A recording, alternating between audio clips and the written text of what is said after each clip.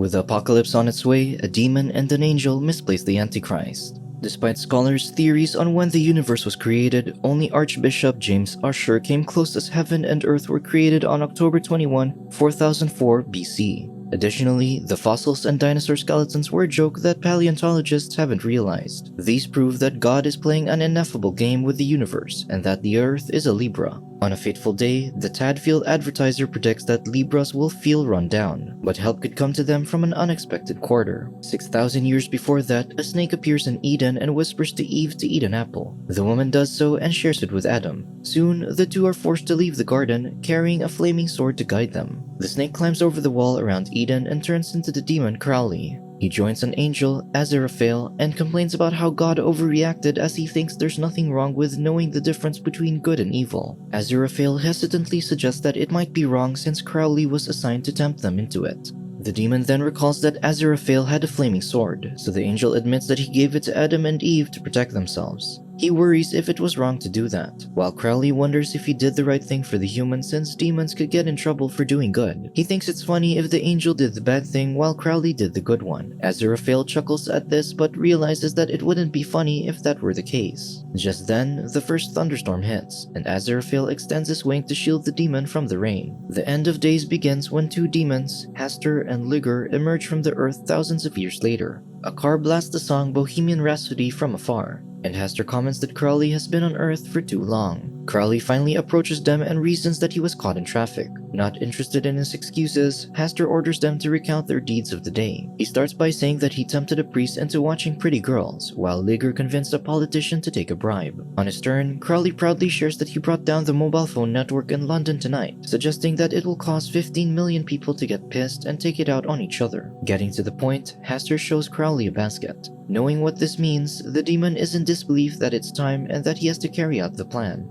Hastur reminds him that this is what they've been working on for centuries, so the hesitant demon grabs the basket and takes it to his car. As he drives away, Crowley curses, unhappy that he'd be carrying out the apocalypse. As if sensing his reluctance, Satan's voice comes from his radio, reminding him that he's earned this position. Crowley then receives his instruction in the form of a fog.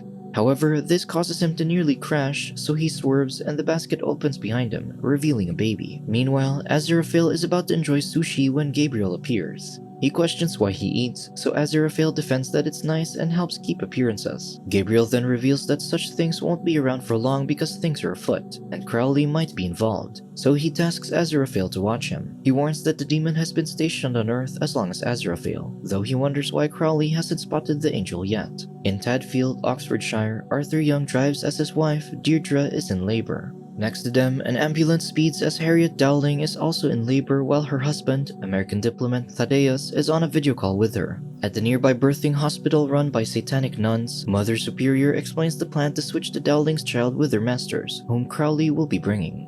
Soon, they welcome Harriet but are surprised when the Youngs also arrive. Trying to handle things, Sister Grace takes Deirdre away but insists that Arthur stay behind. Arthur smokes outside just as Crowley arrives. Assuming that he's the designated father, the demon asks him where the mother is. Arthur, who thinks he's the doctor, directs him to room 3. In room 3, Deirdre has given birth to her son while Harriet is still in labor in room 4. Meanwhile, Crowley enters and finds Sister Mary, so he gives her the future adversary and Lord of Darkness, and tells her to take him to room 3. On the way, Sister Mary meets Sister Grace, and shares that the demon ordered her to take the baby to room 3.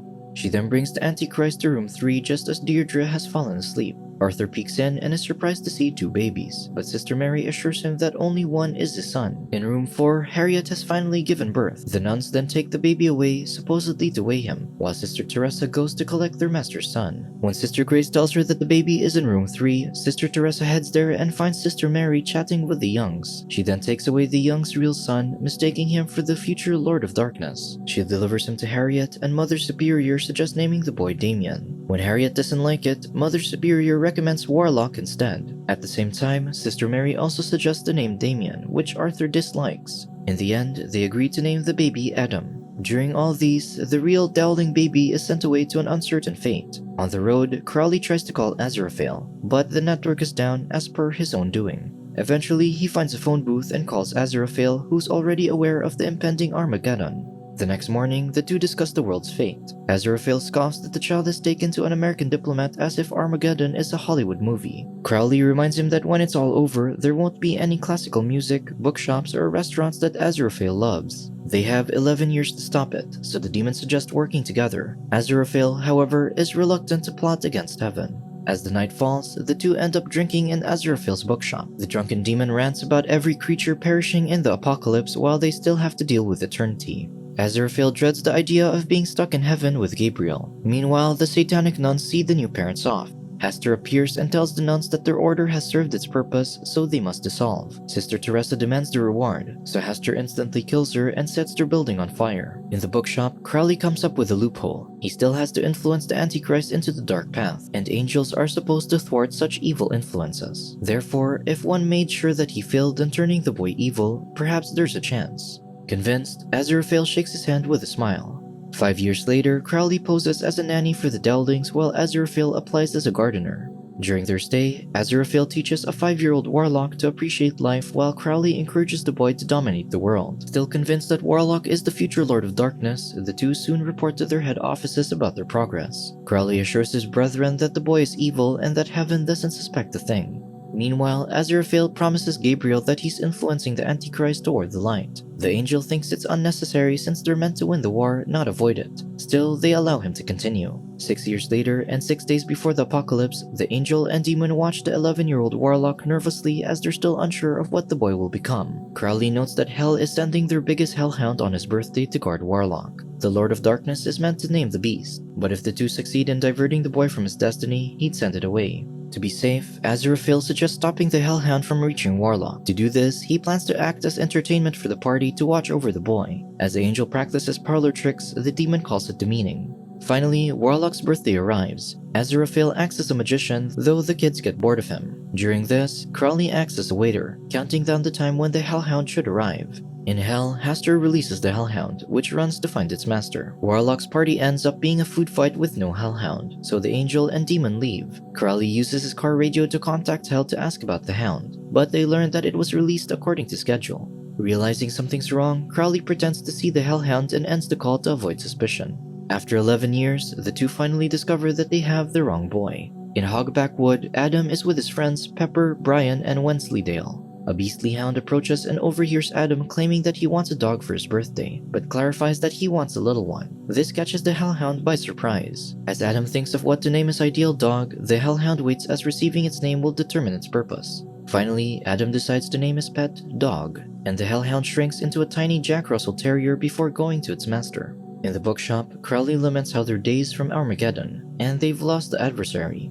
Suddenly, he senses that the Hellhound has found its master and the boy has named it. The demon later goes home to think when Hester and Ligger overtake the show on his TV. They tell him that Warlock's family will be taken to the Middle East so the boy can start in Megiddo. Seeing his reluctance, Hester reminds him that Armageddon is why they fell from heaven. After he turns the TV off, Crowley mumbles that he didn't mean to fall, as he just hung out with the wrong crowd. During a signing of a peace accord in North Africa, reporter Carmine Zingiber strolls in to oversee the event. In her presence, the Prime Minister gets offended about the signing, sparking an argument that leads to all parties aiming guns at each other. Suddenly, a mailman arrives and delivers a package to Carmine. From it, she brandishes a sword, so the others aim their guns at her. Unthreatened, she smiles and excuses herself as duty calls. As she walks away, chaos erupts around her as Carmine is the horseman of war. In 1656, Agnes Nutter wrote a letter to her milkman, telling him not to deliver any more milk as she would die today.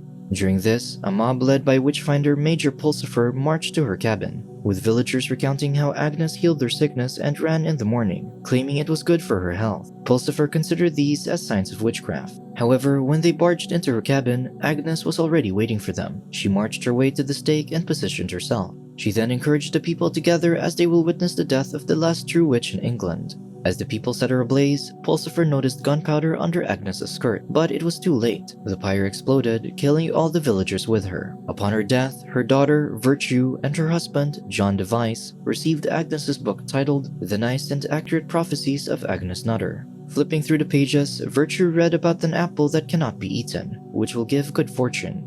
Despite Virtue thinking this was nonsense, generations of the Device family reaped the benefits of Agnes's prophecies. 350 years later, Agnes's descendant, Anathema, studied her prophecies which predicted the girl's role during the apocalypse. At present, Pulsifer's descendant, Newton, goes to his job. Worriedly, he asks a co-worker if he can complete his job without using a computer, but the woman stares at him in disbelief. When Newton presses a button on his computer, the whole building loses power. Because of this, he gets fired. Meanwhile, an adult Anathema arrives at the airport. When asked about her purpose for her visit, she explains that she's following an ancient prophecy to stop the end of times. The boarding agent gets confused, so she sums it up as a vacation. On the streets, Newton passes by a man preaching about the apocalypse. The man, who introduces himself as Witchfinder Sergeant Shadwell, explains how witchfinders in the old days were respected and paid. When Shadwell learns that the man's name is Newton Pulsifer, he finds his family name familiar but can't remember why. He then starts asking about Newton's body as he believes that witches have deformations. Upon learning that he's normal, Shadwell invites him to apply as his assistant. In Tadfield, Anathema moves into a cottage and gets to work. In his house, Crowley tries to relax by watering his houseplants, but when he sees a spot on a leaf, he gets pissed, and the plants start shaking in fear. Disappointed, he takes the imperfect plant and yells to the rest to grow better, as the demon seems to like putting the fear of God into them. As a result, his plants are the most verdant, beautiful, and fearful in London. In the bookshop, Aziraphale answers a call from a customer who's looking for the nice and accurate prophecies of Agnes Nutter. The angel chuckles since there's no known copy of that book. The next day, Newton goes to Shadwell's apartment building and meets Madame Tracy, who mistakes as a client for intimate personal relaxation. He clarifies that he wants to join the Witchfinder army, so she directs him to Shadwell's apartment. There, Shadwell proudly claims that they're the defense against the darkness, so he assigns Newton to search through old newspapers for unexplainable phenomena. Later, the angel and the demon rush to the birthing hospital to check the records for the real future adversary. Meanwhile, Anathema is at Hogback Wood using a dowsing rod to search for the same boy. Elsewhere in the woods, Pepper shares with her friends that a witch has moved into town. Wensleydale argues that there are no more witches because they were burned during the Spanish Inquisition. Hearing this, Adam wonders if they can be the new Spanish Inquisition, but Wensleydale points out that they're not Spanish. Still, Adam thinks they can practice before hunting down witches. On the road, Crowley recalls that there's supposed to be an airbase nearby. He explains that the airbase was how they got Harriet, as they made sure she went into labor upon landing so she'd be sent to the nun's birthing hospital. In the woods, Anathema comes upon Adam and his friends. She comments on their costumes, so Wensleydale explains that they're playing as the British Inquisition to hunt witches, surprising her. As they play, Anathema asks Adam if he's seen a beast around, but the boy just points to Dog as a beast. Unaware that she's already spoken to the Lord of Darkness, the woman bids them goodbye. The angel and demon finally reach the hospital, but someone shoots paintballs at them. A man scolds them, so Crowley shows him his demonic face, making him lose consciousness. As they enter the building, they learn that the place is now used for a combat initiative course as the company's team-building exercise. Annoyed, Crowley turns the employees' paintball guns into real ones, changing their exercise into a war. This horrifies the angel, but Crowley assures him that everyone will have miraculous escapes when they get shot. Hearing this, Aziraphale starts complimenting the demon, but the latter stresses that he's not nice. Suddenly, the former Sister Mary, who inherited the building, walks in, recognizing Crowley. Instantly, the demon puts a spell on her so they can interrogate her. Sister Mary confirms that she took the baby to where Crowley directed her. Since she doesn't know what happened afterward, they ask for records, but they were burned in the fire that Hoster started. With that, they snap her out of her trance and leave.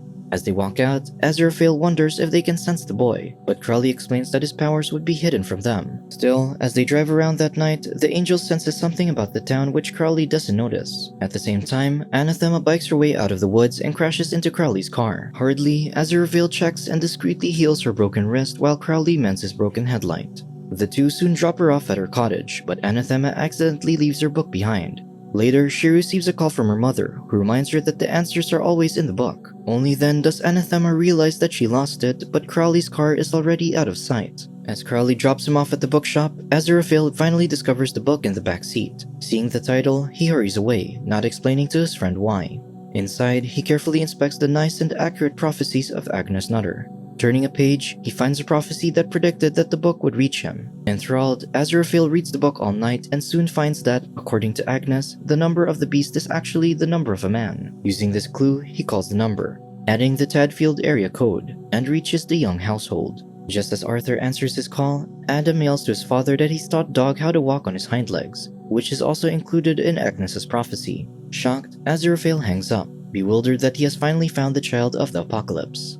Subscribe to watch more videos like this. Turn on notifications.